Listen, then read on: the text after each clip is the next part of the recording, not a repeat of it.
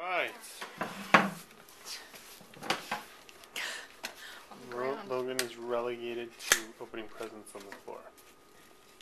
By choice. What's in it? Don't want to drop it. Whoa! What is it? Take it out of the plastic. You don't even know what it is. You know what it is? What? It's an alarm clock. Oh, Wait, cool.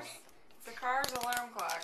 Daddy's going to have to set it. We have to put some batteries in it, and we'll set it, but it's going to be a nice alarm clock so you can have your own. A car's alarm clock. Yay! Yay, So the time when Daddy sets it, the time will show on here. Okay?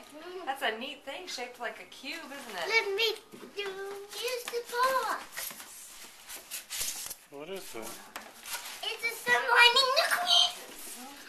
It looks like a lightning McQueen. It's a lamp for your room A lightning that we can McQueen stick on lamp. your bed table.